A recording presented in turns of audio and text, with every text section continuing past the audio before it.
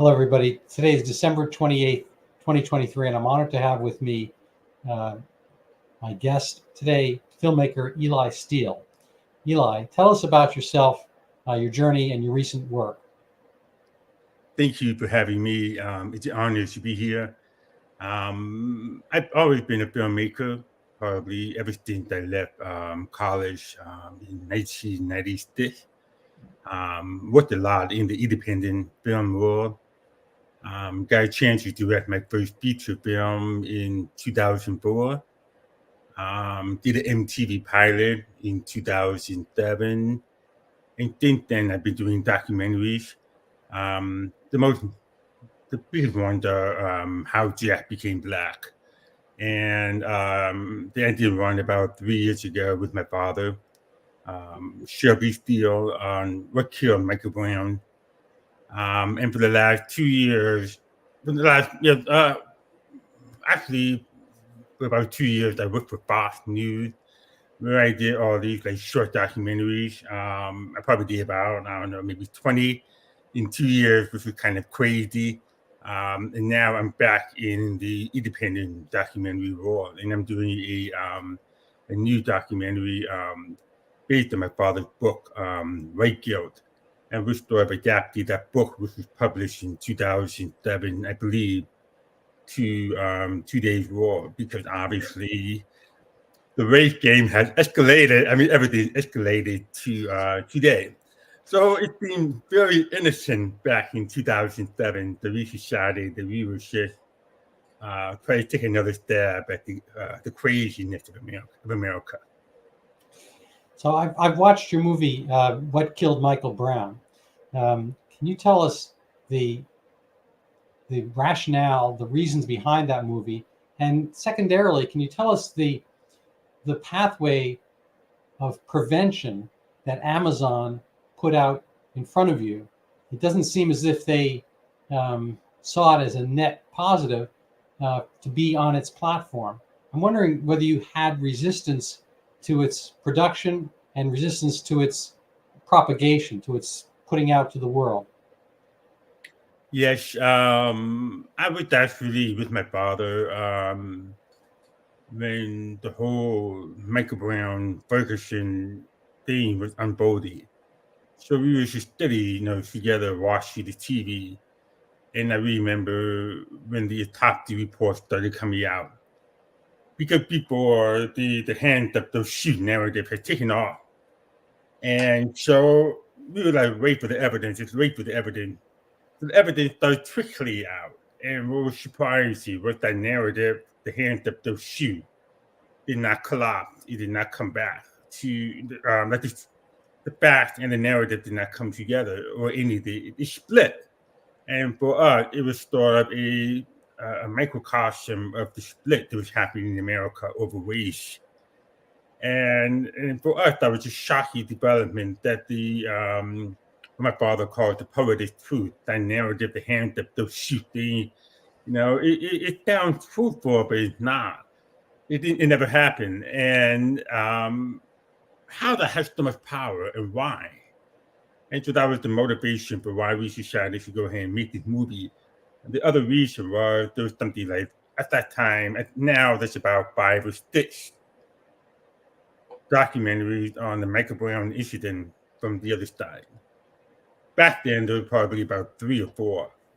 And we said, well, if we don't make this documentary, then the narrative to continue. The narrative just goes unchallenged. And so that was a big motivation for why we wanted to make this, because obviously, having strong ties to the Black community, so forth, we wanted to make a film that was sort of, hey, come on, this is really what happened. And that's what happened. And the response from them was very, very positive, very, they kind of know what was going on. And so I was editing the film, and we were sort of very close to finishing the edit. George Floyd happened. That exploded. So okay, which is not necessarily where you want to have to happen when you're almost done with the film. I mean, you're working on it for almost, at that time, almost 3 years. You thought you wanted to be done. but obviously we had to deal with it. And I remember my mother was like, you know what, let's just take 2 weeks. Let's just chill out. Let's just let it unfold. And she was right. And then it basically became a repeat in terms of the theme that we were talking about for Michael Brown. We played in George Floyd. So the theme, we were able to sort of use George Floyd to reinforce. Yeah, this is something that keeps happening. It's a repetition. It's the exploitation. It's a grab for power. All of that stuff. And so then you have this film coming out. Then Amazon obviously jumped on the Black Lives Matter bandwagon. At that time, as most of the corporations in America, most of the universities did, almost everybody from high school, even elementary school, to the president. I mean, to not Trump, but to leaders all over the nation, released statements about George Floyd, how it was horrible and everything. And so we were sort of coming in as sort of a contrarian, something that was sort of offering a different picture.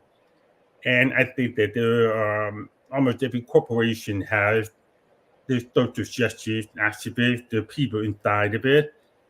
And so we got the rejection letter on this Tuesday before the Friday that we were going to release the film.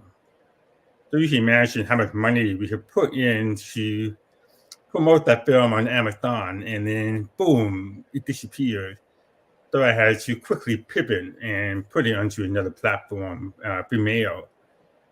But it shows you the power of corporation, and the big question for Amazon was, you told us that you were a platform, which means anything can go on to that platform as long as it meets your condition, which we did. We did not have extreme violence, gratuitous violence, extreme profanity, nudity, none of that. I mean, anybody who watches the film knows that everything that we have. It's very straightforward. I mean, Yeah. the case of Michael Brown itself was almost very straightforward. If you imagine that the case of Michael Brown happened 100 years ago, there would be he said, she said. But here, there was video in the actual convenience store. I mean, we have a window into these events such as we never had before. We have people's social media.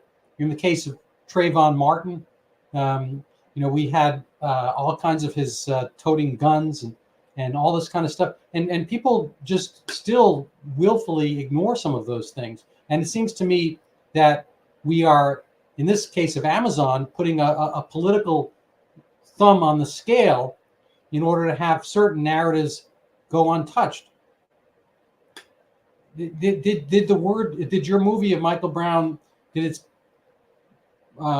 propagation and promotion suffer because of Amazon's decisions? Yes, I mean, it is tougher in terms of when you promote a film, because when you making a film, you penny pinchy every which way. I mean, I'm flying Southwest because I know I could get 2 bags on a plane for free. I'm calculating every penny because I'm saving everything for the release of the film. So when you stay with somebody 2 or 3 days before the film should come out, all the advertisement, all of that, it's not going to work. Well, you can't get the money back. So that's devastating. And we're not, I mean, I edit in my house. This is my computer. I mean, I don't have a fancy studio. I'm not backed by millions of dollars. So everything counts. And so at the same time, when you suppress somebody in America, which I think is the beauty of America, is that other people will rise up and support you. So we got immense support from so many people. Fox News, Wall Street Journal was very supportive. I mean, they did, I think in 1 week, 3 pieces on our film.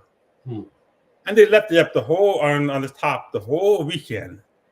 And so our film, when Amazon finally backed down, went to number one spot. And it was there for about 10 days. And it was the top 10 for at least 2 months, which is amazing. And yeah, it showed, and I think all of that also helped out because we also got a lot of people that was sort of, with all the cancel culture, and a lot of people on the left don't like cancel culture, so they started coming over and watching the film. And so we wound up reaching a pretty wide audience outside of the conservative bubble, which is our objective. Because we don't want to make echo chamber films. Yeah, my friend Michael, well, he was my brother's high school friend, Michael Pack, did a documentary on Clarence Thomas. Mm-hmm. I don't know if you ever got to see that. Yeah. But it was not, it was kind of willfully not promoted. It's a wonderful movie. And this Clarence Thomas had an incredible life from real poverty. Yeah. And reached prominence. And he has a strain of independence, both in thought and in character, that is inimical to, and I hate this term, the Black community message.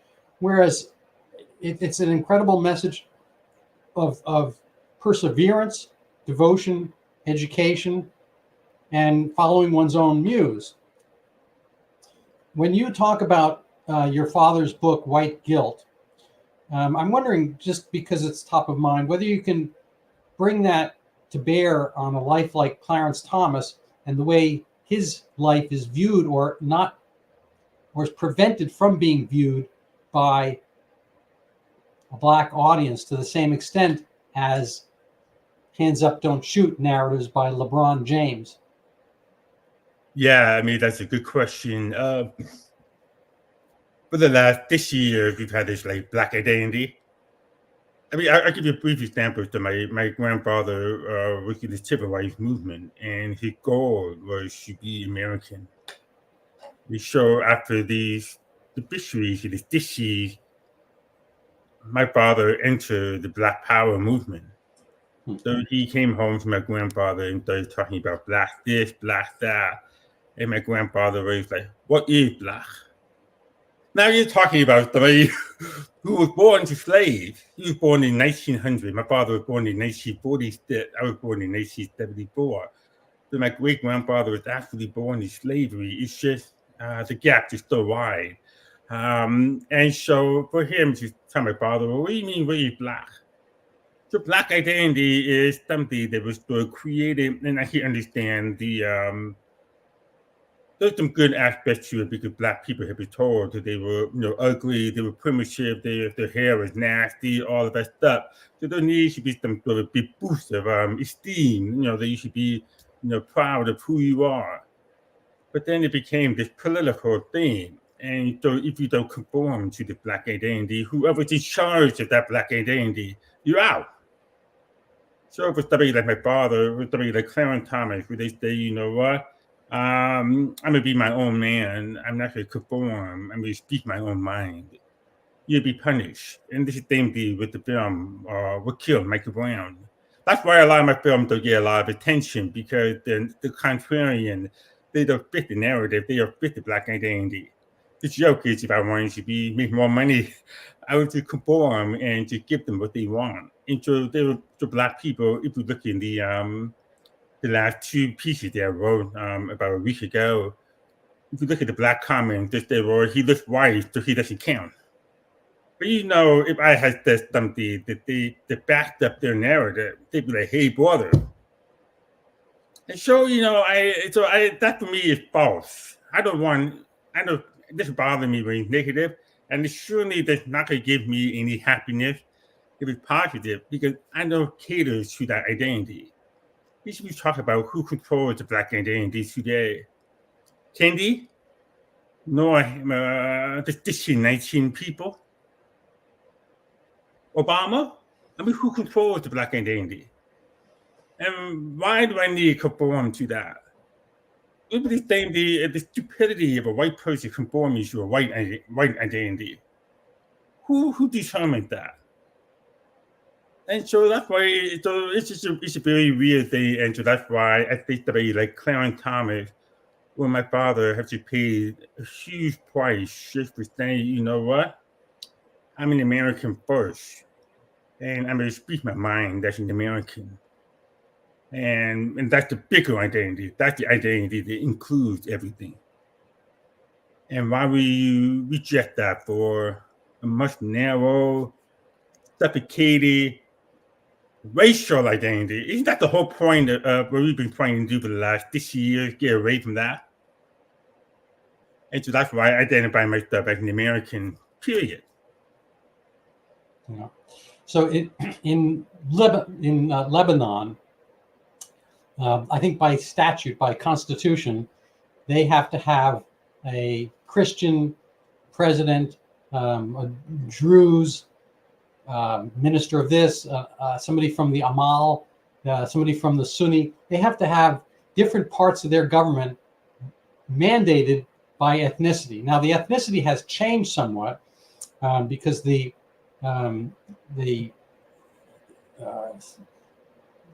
Muslim population has vastly grown, and the Christians have been hounded and taken out by war. So now you have Hezbollah, which is not part of that original agreement.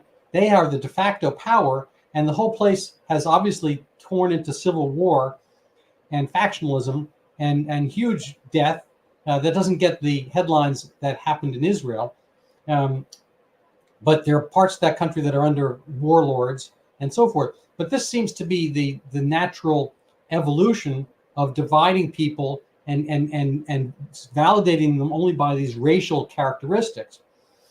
In our country, even at the time of its founding, we think it's all white. I was listening yesterday to Michael Barone, and he did a book on the geography of the American founders and their minds. And he mapped that, and there were huge factional differences. Maryland was Catholic. We don't see it the same way because it's religious, but people have always had their differences and their factions. So Maryland was Catholic, founded. Pennsylvania was Quaker. New York was Dutch Reformed. Virginia was Congregationalist. Massachusetts was Puritan. Rhode Island was an offshoot of that. And these were vastly different worldviews at the time. These were more different from what we see just based on kind of facial characteristics. People had vastly different views of heaven and earth and what the performance was. And the idea and concept of getting these peoples united was not obvious. And so what we see now, essentially, I think, is the devolution of this concept of getting people together, what I call annealing. When you make steel, to use your last name, Eli Steele, to make steel is stronger than iron. It doesn't rust because you've mixed in other elements. So it's an annealing process, a melding. And the actual term, the melting pot, refers in a sense to your name. The melting pot produces steel, and the man of steel is Superman. In not Friedrich Nietzsche's Superman, but Krypton's Superman. And I'm just wondering if given that I think you have appreciation for the Man of Steel with your name, can you talk about this process and in a historical sense? And are we evolving or devolving in terms of our melting pot sensibilities and into factionalism? Yeah, I mean, people believe that there's power in your eternal qualities, your immutable characteristics. And that's sort of kind of goes against the Enlightenment. I mean, the whole point of the Enlightenment was the age of reason, was that you can move. Especially I used Jewish people as an example. They were in the ghetto all the way up until that period because they couldn't trust somebody from a different religion.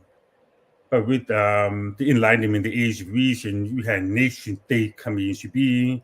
So then, okay, we're going to identify as a nationalist, wherever my country is, that should be my primary identity. And that will allow us to focus on that commonality as opposed to our differences between us as human beings. And that was the big part of the age of reason, was you can be Jewish, I can be Catholic, but we can work together on a common goal. But human beings are tribal. I mean, we have human beings that are capable of doing that. And we have human beings who are not capable of doing that. They don't trust it or they want power. into the divider and into tribal being. You talked about the America. Well, if you look in Bacon, what you call Bacon's Rebellion, that was 1540s, this something around them. You had the aristocracy, obviously. You had the English. Then beneath, you had the lower class, the indentured servants, the British slaves, all of that. You had a mixed race group of people. They were unhappy with the condition, so they rebelled. The ruling class said, you know what? We're going to change our society from a class-based society to a race-based society. We're going to tell that lowly white man, you may be poor, but you and I are white people. And so therefore, we're superior to these women, to these blacks, to these Native Americans. And so that's sort of the first time we had the one drop of black blood rule. And what fascinates me is you see this repeated throughout history. For example, I'll give you another short one. So Joseph Smith comes up with the Mormon Church. His vision was a multicultural thing where he was go get runaway slaves, Native American, poor people, and then bring them all together and form a church, which makes perfect sense because if you're looking for a population for a new religion, that's where you go.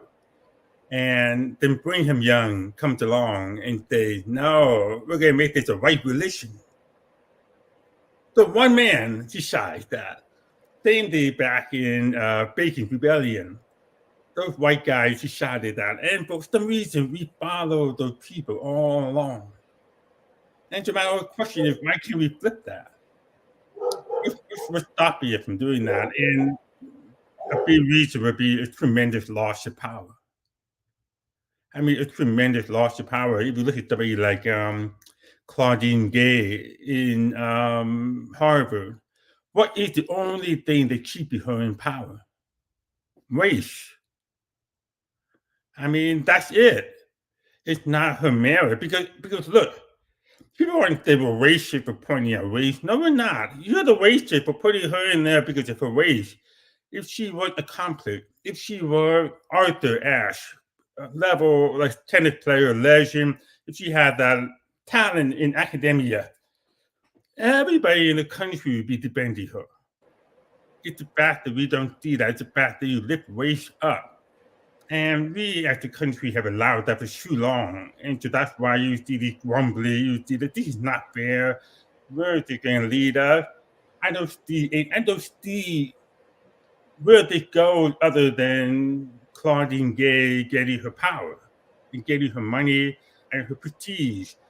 Oh, where is the benefit for the rest of our society? Yeah, I think it's a terrible message. There's this, if I grew up, insofar as I grew up Jewish in New York City, in a nice part of New York City. And we had Jewish kids and Irish kids who fought each other. We didn't know we were all white and we're all supposed to be the privileged class, whatever. But they had come from immigrants, maybe partially a generation before us, and we were children of immigrants or grandchildren of immigrants.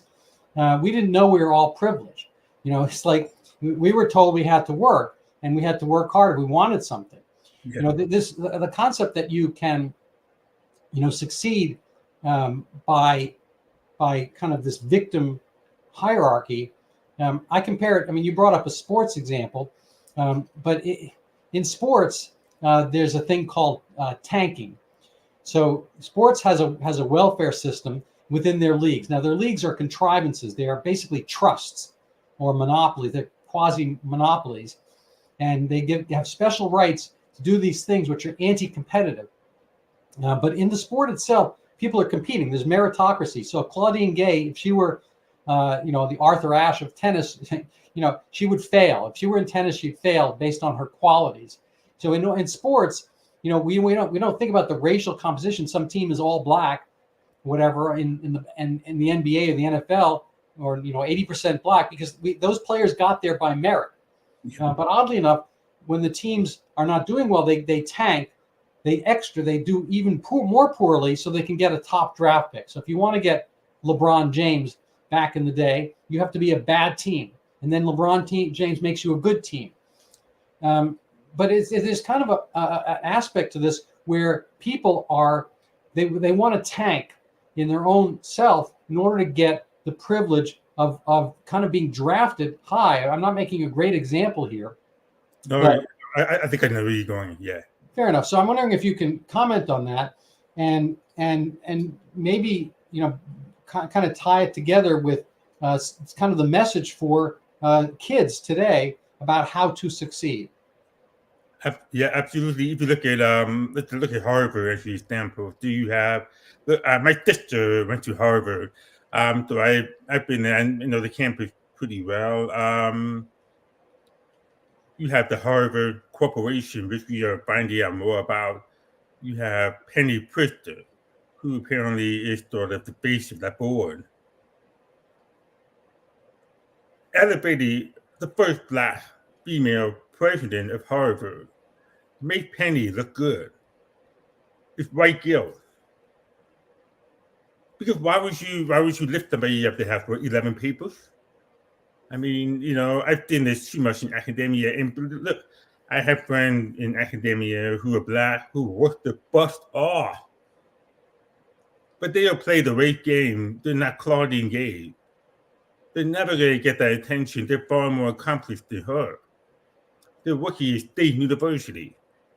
So when you do that, when you play that game, when you tank, the Penny Pritzker, wants you to look good and wants you do this. And not only that, now she has to deal with the fact that she's Jewish. She has to deal with the fact that this horrible incident happened October 7th.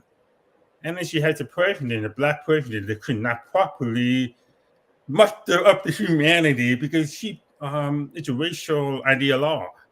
I mean, that's my only explanation for why all those three women were the same thing. Those other two women were doing the same thing too. Because the point was they were captive to the racial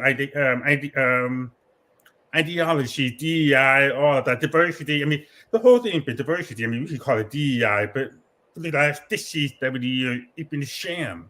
The reason why brief digression is I'm Black and I'm Jewish. So I knew it was a fraud when I turned 17 years old because they said, we love it. It's beautiful. You're Black and Jewish. You're the future of America. But here, you're one race. Pick it. And don't pick the Jewish race because it's not, I mean, you can talk about being a race or not, but we obviously know what you should be picky, which is Black. And so that's what I knew. It was, why would you do that? Why would you pick me as a Black person? Why would you want to question me to do that? And, because of the oppression of Black people. Well, my grandfather, who was born into slave, lifted his family up to a lower middle class. My parents lifted us up into the middle class. And that's my, I don't know how you, that's my lineage. That's my responsibility to continue that forward and to kind of betray that by doing the very thing, racially identifying myself, the very thing that they hurt my father. He was seen as Black and his segregation, my grandfather. Those who pick up that label again, it's try to use it for an advantage. It's deemed wrong to me. And here's one other thing. I was born profoundly deaf.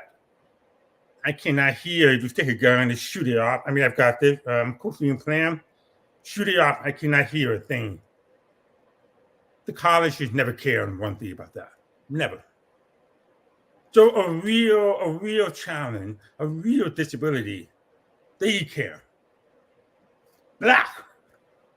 That's what they cared about. And so if you think about that, just my small example, multiply that across America, you start seeing this energy, this focus on race after the civil rights movement and the great betrayal. And why?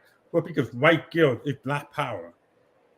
So Penny Pritzker, she gets that virtue of lifting up the Black president.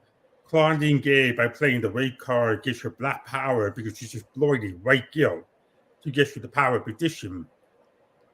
So that's why we have this farce in America right now, where we're staying there going, my God, is Merrick dead? What's the point of working hard? She didn't work hard. The president of Harvard is the plagiarist. The president of Harvard is incompetent. What message are you sending to my son, who is just about to, is 15 and a half? He's looking at college. He got like a 4.5 GPA. He wants to look at Harvard, because of the name.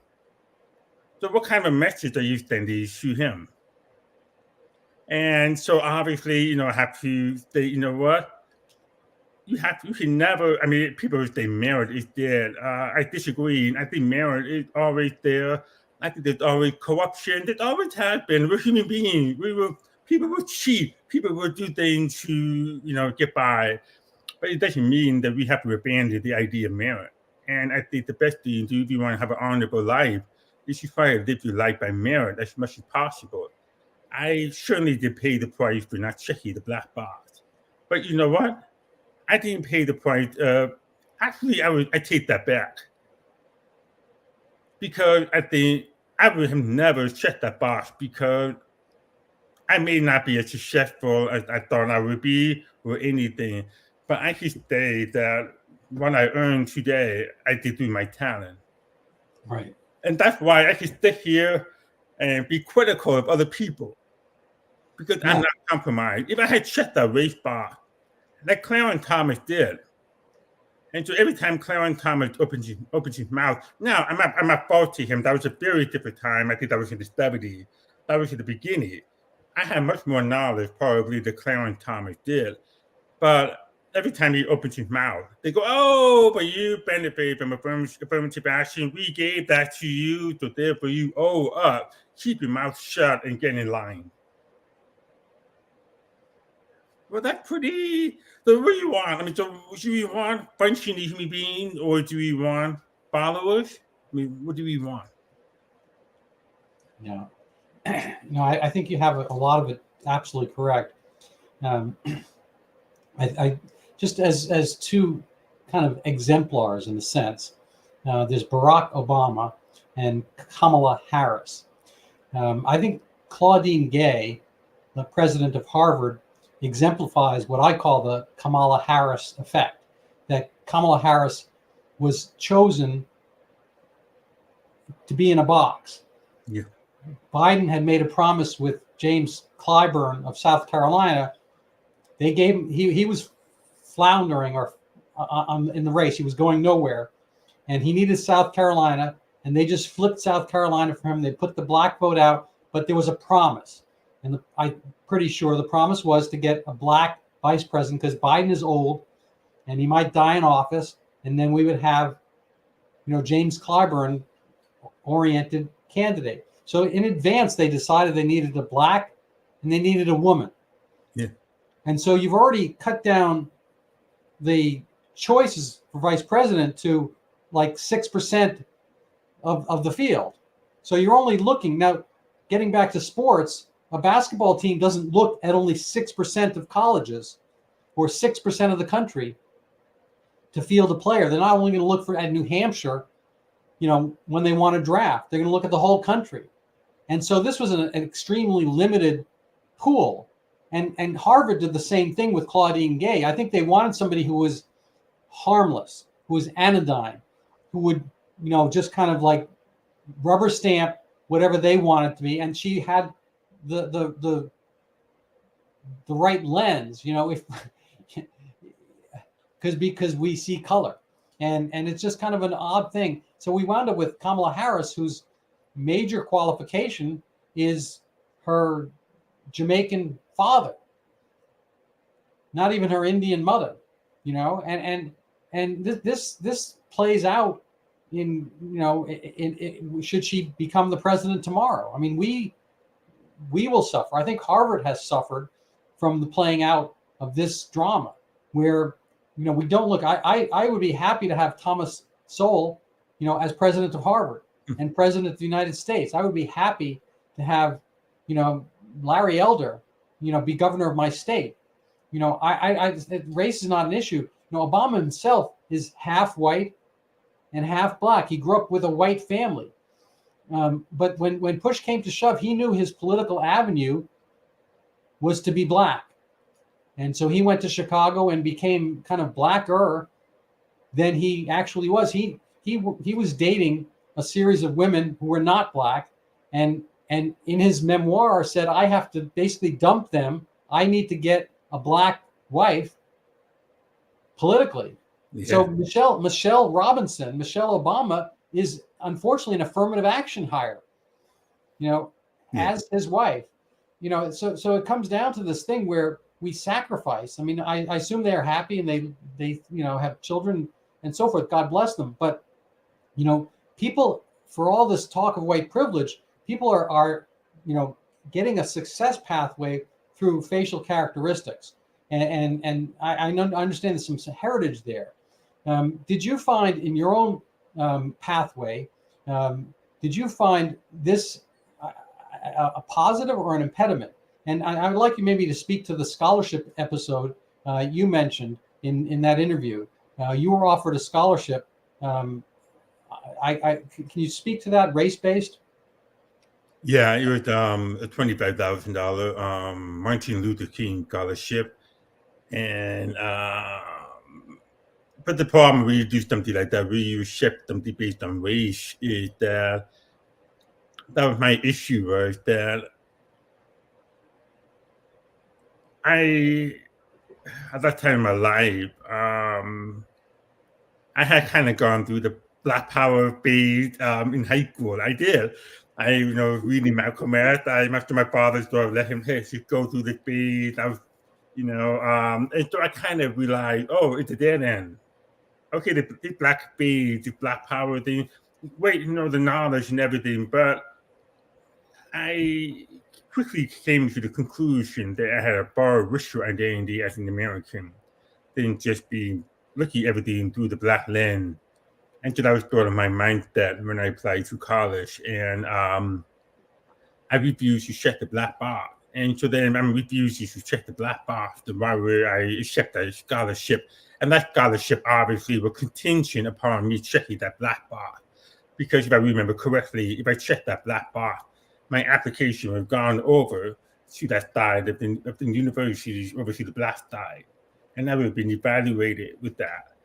And so, but then you're not in the mainstream, you're not part of that. And I'll backtrack a little bit, but I come from a multiracial family. So when I was growing up, there were members of the family that did not accept my parents' interracial marriage. And the same thing happened to my father, which his parents owned interracial marriage in 1944. So my parents got married in 1967. And so almost this year. And so I witnessed how certain family members held on to the racial identity at the expense of the family. And every one of them eventually has to realize that holding on to the racial identity was not worth the family. Every one of them came back. And so that taught me a big lesson, which is that humanity is far greater than race, that you always pay a price for race, and rarely, and you're rewarded with humanity. I mean, we have humanity, you have a family, you get to be around. I mean, and when those family members came back, we had great times. We did not hold on to the past. We moved on and we accepted them, and we had great time together. And sadly, we would have more great time. And so when you bring in two different cultures, two different races, you have to go through that process of bringing people together, of getting people to understand that there's more to life than race. And so that's been a huge lesson for me. And I would never betray that lesson. And so that's sort of why I never checked the boxes, because it was sort of a regression the other way. And at the same time, I don't think there's anything special about me or anything. It's just that I'm just growing up with the values, my Jewish ancestors and my Black ancestors. they believe in America. Even my black grandfather worked his butt off every single day. He was a better American than those white segregationists because he did not practice race. He did everything in his power within his segregated world and pushed that limit. And eventually, the civil rights fishery, which he played a role in, even as a foot soldier and a community leader, he played a role in that. And there's tremendous pride to be had in that. And it was all about America. Hey, you guys, you white segregationists are betraying the American principle. All men are created equal. I'm here to judge you. Let's get everybody on that same page. And then I'm supposed to go back the other way. And so that's why somebody like Kamala Harris, when you or Obama or Claudine Gay, when you rely on your race, you are going back the other way. And that's why the country is in uproar over there. That's why the country is disappointed. It doesn't know what to do. But it's not hard. The way to do is stop rewarding people on the basis of race. Start treating them like human beings. If they say I'm black or I have been stuck with this and so forth, well, okay, but what are your accomplishments? How is that going to help you with this job? What skills do you have to do this job and make the company or the country better? And I think we're getting very tired of race now. I think we're starting to see there's a very disruptive force. I mean, just look at Chicago, look at Brandon Johnson. He wants to remove some of the top high schools in Chicago because it's not fair to the black students on the bottom. The other schools, so the black students at the top schools in Chicago have to pay the price because the city of Chicago won't reform the poor school. Now, parents are responsible. I mean, they shame on the parents for not stepping up. My own grandmother led a boycott of the segregated school for 1 year in Chicago in the 1950s. So my grandmother can do that in the 1950s. We should do that today, but we're not. And some of these very poor schools have like 4% proficiency in math, 6% proficiency in English. Those kids are doomed. But no, we're not going to shut down the poor school and put the kids into the best school. We're going to shut down the best school and to cater to the lower common denominator. That's what race is always about. Race is about victimization, about being on the bottom. And so we flip it to merit.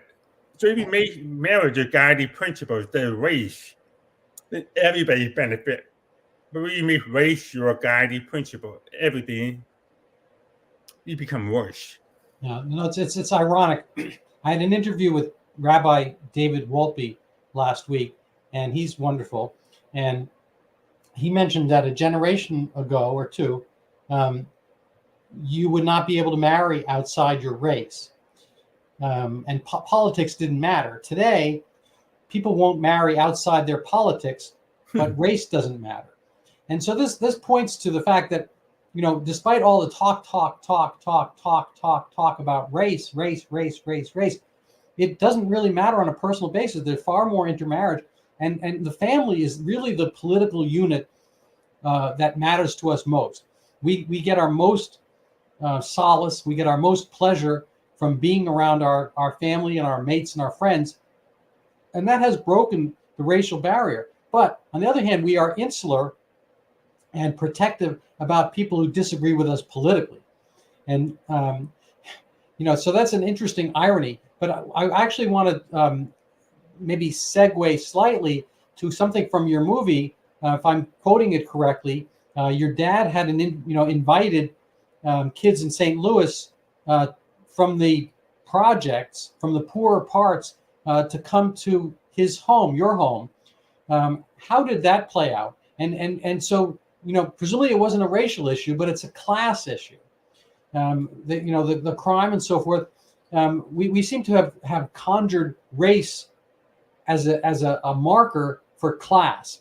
And I'm wondering, can you speak to this invitation of kids from the inner city to come to your home?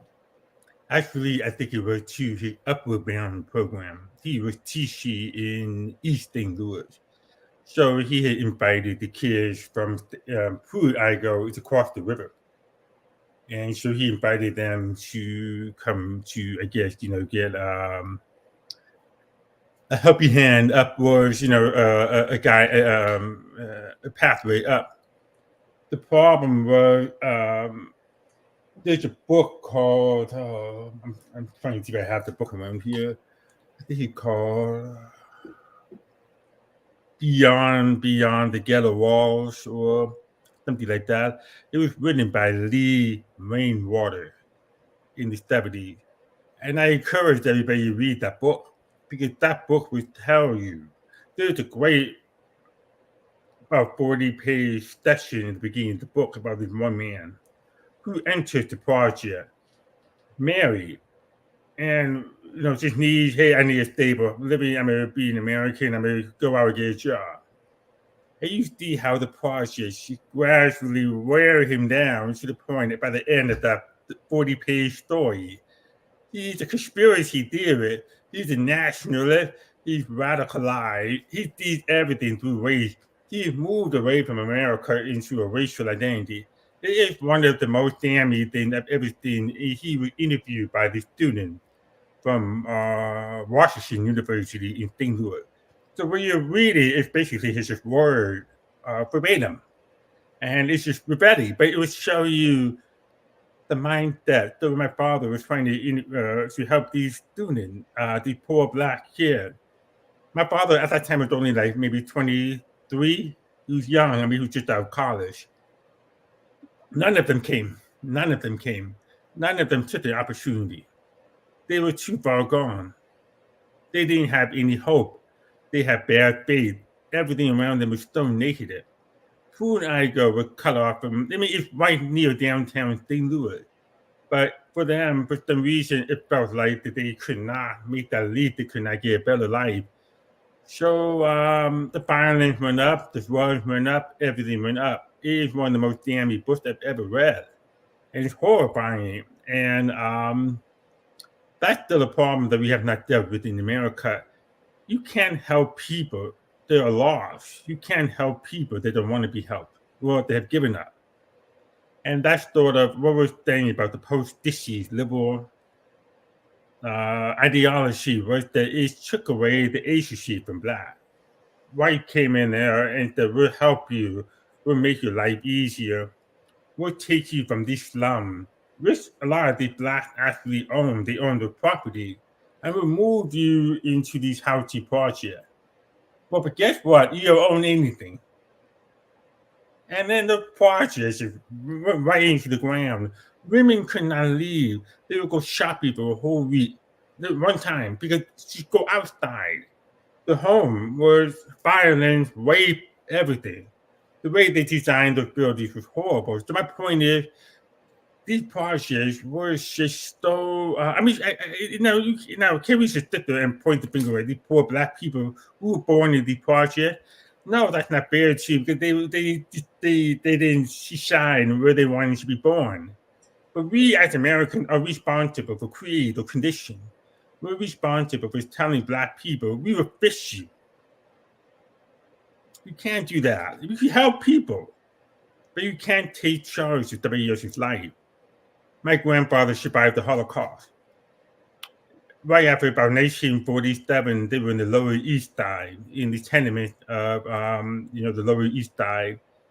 His family, all the survivors, were crying about how their life would be better if so-and-so had survived. And after a while, my Jewish grandfather says, kind of blows up and says, why are you all crying? There's nothing we can do about the past. There's nothing we can do except go to work. I mean, there's no justice. There's nothing. I mean, they killed our whole family. They killed his sister. They killed everybody. What justice can you get? And so, but by that, everybody in that room went to work and everybody in that room died middle class or better. And so that's sort of the lesson where, because I think a big part of the project and all of that is white guilt. White people were so ashamed of their of the racism that they wanted to take charge of Black people and redeem themselves. Huge Right. mistake. No, so the white guilt and the Great Society. So the 1960s Great Society, I think, caused the opposite. I think there had been a Black accretion in wealth in the 50s. That was the largest, the 1950s, that was the largest to that point. And there was higher church attendance in the Black community than in the white. And there was cohesion in the family. The basic political unit had cohesion. The Great Society, LBJ's Great Society, welfareized the Black community and basically incentivized the disappearance of the Black father. People got money. The welfare system was ostensibly to get the rare case of a single mother adequate care and finances to care for that child. So it came maybe with good intentions, but humans are able to game any system. And once the incentive was there, people started to pretend the father wasn't there in order to get the money. And after a while, they didn't have to pretend because it just became its own system. It became an inculcated system where the men would be like fish in the sea. They would spread their seed and disappear, and the kids would grow up in this milieu you mentioned. This I think has brought a horrible tension and a horrible kind of capture of certain fragments and segments of the Black community, as it were, as an underclass. It has given in this perverse incentive to stay poor to get benefits, and it's broken up the family, and boys in particular without a father figure seem to stray more than girls do. And what we see, I mean, is there a way to pick up the pieces from this? And I'm just wondering if you can speak to the white guilt Great Society push. Yeah, why? My question would be, why does in the city of Chicago, you have a Black mayor, you have a Black, I don't know if the police chief now is Black, but you've had Black police chief, Black head of teacher union, Black everything. A lot of the cities do, but how come they never fix the poor school? How come they never go into the community and say, you know what? I became the mayor of Chicago. You should do anything you want. That message was there in the 80s. I mean, Bo Jackson was on the commercial thing. Just do it. No excuses. Just do it. Bo Jackson's the perfect example of how you live your life. I mean, he's just worse. I mean, right now, what's he doing? Selling meat? Like, he got a meat company now. I mean, he's just worse. Well, that's the kind of Black people that my father grew up around. His next door neighbor became, I think one of them became a Broadway star, or at least had a career on Broadway. Another guy became, I think, headed a regional FBI office. I mean, you're talking about people who are in the 70s. You're talking about a long time ago. And so there was this drive, we can be the kind of people. Everybody that I know that had to escape, the projects or welfare, had to escape largely by using the American principle. They have not escaped by using principles of dependency. They said, I want something better for my life. I know people that have gone to 12 schools in 12 years. I know people that have been very tempted by the welfare. They see it in the family. They see it in that. And they go, you know what, that's not for me. And they go the other way. And so we as a society, my father always stated, we don't have confidence in ourselves as Americans. We've lost confidence in ourselves. You should sort of steer the way we're handling the whole Israel-Hamas thing. with the United States president in the Middle East. Well, if you go talk to anybody from the Middle East, the only thing they respect is power. They don't respect this. No, they respect power. Show me where the power is. I'll organize my stuff around that power. I'll decide if I want to fight you or not. And so we don't have we have the principle, but we don't have confidence in them. We don't have leaders to believe in them. And so when you don't have that, when you have Joe Biden going up there and saying you ain't black, if you vote for Trump, I'm going to hire the first black female Supreme Court justice. What you're telling the world, what you're telling my children is your race matters the most. And then now my kids have everything in them. The mother is from first generation born in America, her family from Mexico. So my kids' identity is even more mixed up. And what you're telling them is race is a part of my life. I have to game this system. And I'm not sure if I'm answering your question, but that's sort of the big corruption that we're putting in this country. And so if you want to turn it around, it's easy to turn it around. But people in the country, I think, have become so weak that they can't resist the evil of race. They could benefit from that for themselves. They take the criticism. Claudine Gay knows that she is being lambasted, but she's holding on for something. Money, power, to see it through, or she simply just has a different moral compass to the rest of us. Well, that's a good point. So I think the moral compass is the thing that counts. I'm just curious, do your kids, if they were offered a scholarship, do they check a certain box? Would they get a scholarship based on it? I'll give you one quick story. I have a friend, it's a mixed marriage, black father, white mother, and they wound up very wealthy. And when push came to shove for them to go to college, they don't need any scholarships. They're multi-millionaires. And I said, is your child going to check, the box, whatever. And, because there was certain scholarships for black kids. And she's like, yes, of course. I don't know. It's a tricky thing because maybe some people don't. Maybe they don't know about.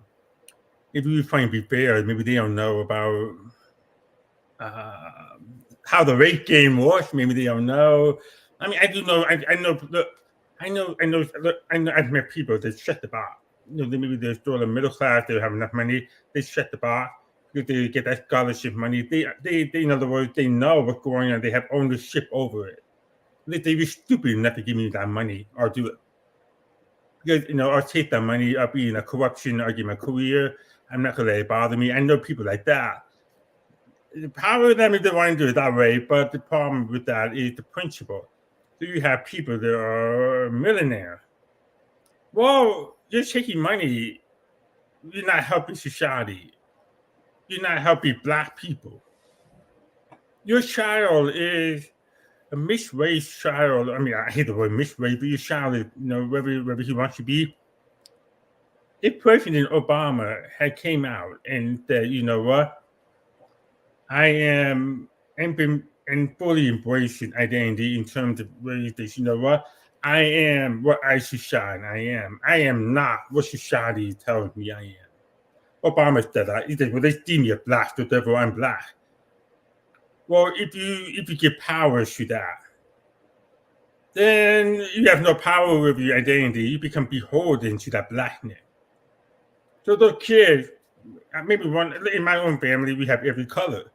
So from the same mother and the same father, different colors. So what are you supposed to do? The lighter one gets less than the darker one? I mean, that's just dumb. And they all grew up in the same way. They all grew up in the same household. So I think the problem is you should give power to race rather than embrace your humanity. Because if Obama he came out and said, you know what? I come from an American story. My mother is from the Middle East, my Midwest. My father's from Kenya. They met, they married, and I'm an American. I represent all of American. Yeah. That would have been such a transform me. It would push us onto that track. Yeah, I agree. He had an opportunity. And play the rape game. He threw his white grandmother under the bus. One of those debates, if you remember. It's if she was black, he would have not done that. No, and this concept that only whites can be racist. I was reading a post by Lara Logan yesterday, and I remember an episode. I went to Yale, and I was at the Yale Club in 2011, and there's a TV reporter named Janet Wu, and she was the guest. She's special. She's quasi famous, and this is at the time. This was the Muslim Brotherhood. There were riots in Tahrir Square to get rid of Mubarak in Egypt. And Lara Logan, intrepid reporter, she was in the middle of Tahrir Square in Cairo, and she is a woman and not Egyptian, not Muslim, and the Muslim guys marauded her and absconded with her and raped her. And this was a known incident at the time. And Janet Wu was asked a question about that, being a reporter, and what the situation you should put yourself in as a reporter. And she had this moment where she's thinking to herself out loud, but there's a microphone, so we heard it. She's like, well, that can't really be a hate crime because Lara Logan is white. And that's dehumanization. Yeah, and mind you, this is before the Me Too movement and Believe All Women. But it's like my mind exploded at that. I mean, I managed to keep it, put the pieces back together for today. But it was I don't know if I don't like the term hate crime. It was certainly a crime, and they didn't respect her. And rape is kind of on the hate side of things. Yeah. And to kind of dehumanize her because what her, if she had been a Latino mother, if she had been from Cuba, it would have they would have been bad. Maybe not Cuba, but the Cuba. They think more. Oh, I know because they verge Republican, therefore they're white. This all becomes crazy stuff where people are putting people into tiny little buckets in their head before they can think. But that was her filter, and she's a reporter, and reporters ostensibly are there to report. The item there to report was that there was a rape, or if you want to investigate it, you could, go further. But from all apparent circumstances, it was a horrible assault and so forth. And she's already trying to minimize it. And this is pre, Hamas war, where people are trying to minimize it based on the cast of characters and their color. I think people should turn the lights off and just kind of like, go dark and do a podcast version of everything. I think it was actually, was it Alan West? I don't know if you heard about this thing. I think it was Alan West was on I might be getting this wrong. Maybe there was a black conservative on the radio, and somebody called in and says, you have, if only you were black, you would understand the black experience. But because it was the radio, it's like, you can't see me through the radio. Yeah. Do you remember that incident? No. I'm deaf, so I don't listen to the radio. That's a good point. Sorry about that. I was insensitive just then. No, but I think what they did with the Lara Logan, they was interesting about that. I would say that if you bring up the Me Too movement, all of that, I would say that when you have the DEI, that's the latest term, the oppressor, the oppressed model, is the greater enemy of justice. Is the greater enemy of humanity. Because when you reduce people to the immutable characteristic and assign value on that, you're doing that thing the white supremacists did to slaves, to black people under segregation. You're engaging in the worst human behavior. And those segregationists, those slave owners did that for one thing. wealth, and power. So the people that are behind these forces today are doing it for this that thing. That woman was they was, oh, well, she was white. Well, she's doing that because she calculated. She's making a calculation in her head. Power, money versus humanity. And she's trying to rationalize it by saying because Lara Logan is white and therefore part of that racial history, she does not count. Well, think about the leap of logic that you have to make. Think about the annihilation of the individual that you have to make. The dehumanization of that you have to make. Now, we should argue about the merits of the Me Too movement. I know plenty of women, too many women that have been sexually harassed in the workplace. Well, those people that embrace that ideology are the enemies of those women. And many of those women are now waking up and realizing that the leaders of that movement were against them all along. They used their true victimization for power. Hollywood is not better today. It's not. It's still going on. And so I mean, you still hear about corporate workplaces. There was that whole movement about. You had a couple of people that benefited. And so that's why we have to stop giving these people the power. We need to cast these people. We need to, what's your name? Star Store. Yeah, we need Linda Star Store. You need to call her out for what she is. She is the divider. She's an exploiter. She doesn't care about Palestinian people.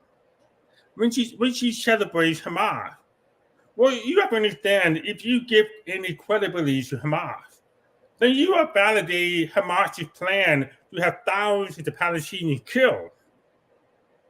That's what happened. You can't go over to any other country and do that and not expect any form of retaliation. So you have signed off on the death of thousands of Palestinians. Those other Palestinians who are being killed, are they happy with Linda Star Store? Do they see her as their savior? I mean, that's a good question to ask them. And so that's a problem in our society. It's just so corrupt. That we think that these people are our saviors. They're not. Look around. I should go on, but that's my Well, we're almost at the end of the hour. What I'd like to give you is an opportunity for final words. I'm going to pull up some of your pages so people can find you online. So any final words for our audience?